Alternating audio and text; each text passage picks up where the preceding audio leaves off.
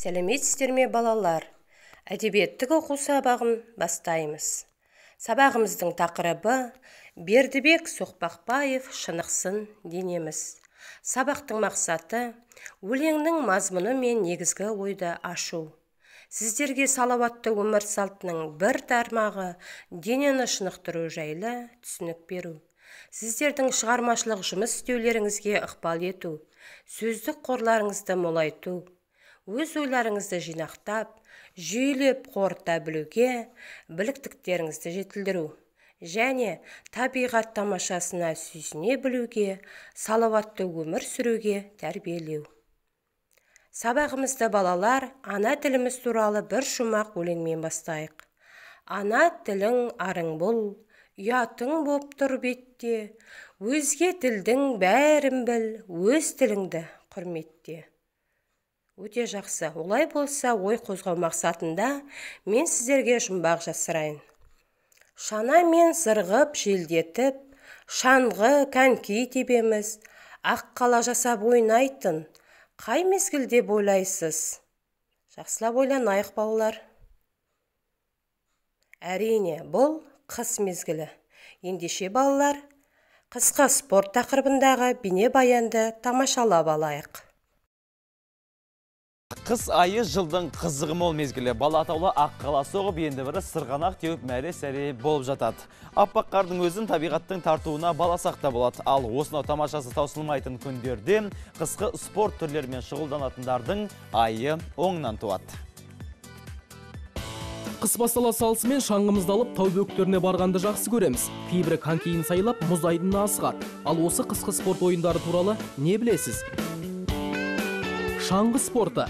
Бұл спорт түрінің қатарына шаңғымен жарысу, тұғырдан секіру, шаңғы қос сайысы және тау шаңғысы мен биатлон жатады. Бұлардың барлығы да қысқы олимпиадалық ойындарының бағдарламаларына енген. Дайындық ашық аспан астында өтетін болғандықтан адамның денсаулығына өте пайдалы. Ал әлемге кеңінен танылған сноубордтың 4 түрі бар.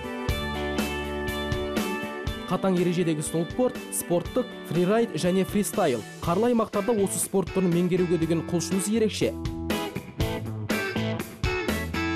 Осы спорт түрін меңгерген адам ешбір қиядан, құздан, жардан да қорықпайды. Сноуборд теуімен айналысатын спортшыларды жүрек жұтқан жандар десек қателеспейміз. Қараңыздаршы, керемет емес пе?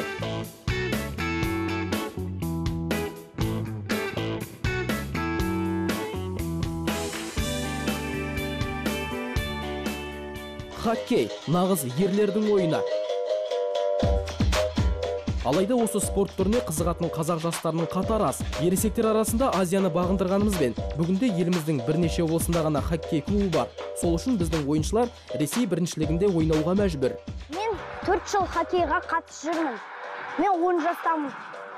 Менде қазір қосымша хоккей болады. Міне мені шақырып жатыр, сау болыңыздар.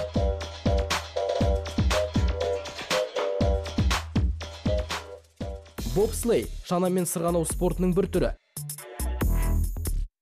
19 ғасырдың аяғында Швейцарияда пайда болған. Бұл жарыс екі қапталына және табанына мұз қатырылған, шұғыл бұрылыстары бар арнайы жолдарда өткізіледі. Экипаж 2 және 4 адамнан тұрады. Шананың сырғанау жылдамдығы сағатына 100 км-ден асады.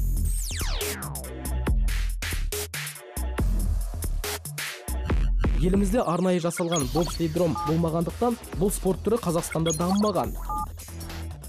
Конькимен жылдамдыққа жүгіру. Мамандардың айтуынша бұл спорт түрінен жетістікке жетем десеңіз, жаттығуды бала кезден бастаңыз. Ал 15 жастан асқан соң жаттықсаңыз, мұз айдында өзіңізді еркін ұстауда қиынға соғады. Жаттықтырушы Әліби Асқарұлы, мұз айдында сырғанауды көбісі спорт емес, жай ғана демалыс алаңы деп есептейді деп өкпесін айтты. Дегенмен бапкер болашақта осы бір жас жеткіншектерден мол үміт күтетінін айтады. Менде қазір 100 балам бар.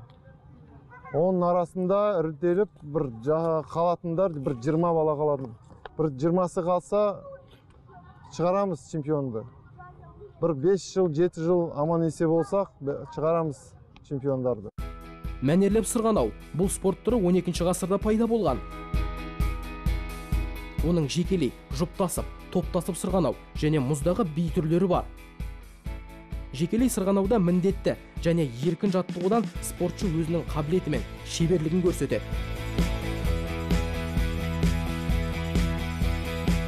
елімізде мәнерлеп сырғанаудан спортшыларымыз биік белестерді бағындырып келеді.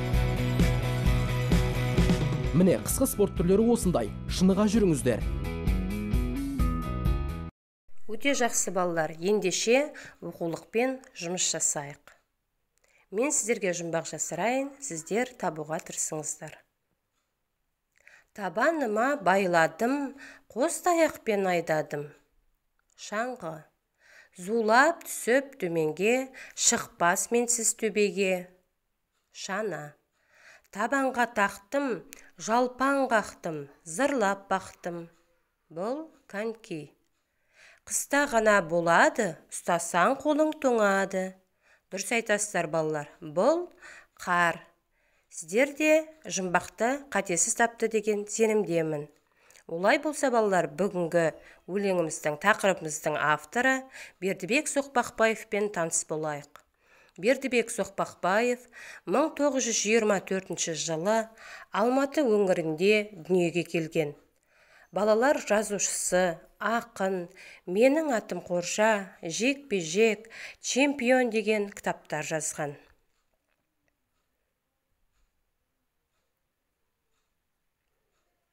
Енді балалар, өлеңмен танысайық. Мен сіздерге өлеңді мәнерлеп оқиын. Сіздер көз алдарыңызға елестете отырып, мұқият тыңдаңыздар. Шынықсын денеміз. Жүріңдер балалар, сырғанақ тебеміз, құрыспай, құрыштай, шынықсын денеміз. Таяққа бау тағып, шаңғыны майлап ал, биялай, малақай, бәрінде сайлап ал. Жақсылап байқашы, аяғың тоңбай ма? Жел үріп, қар кіріп, қоншыңа толмай ма? Желменен жарысып, сырғанақ тебеміз, құрыспай, құрыштай, шынықсын денеміз.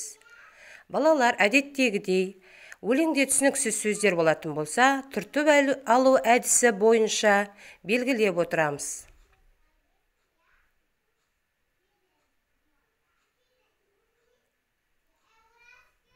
Өте жақсы балалар.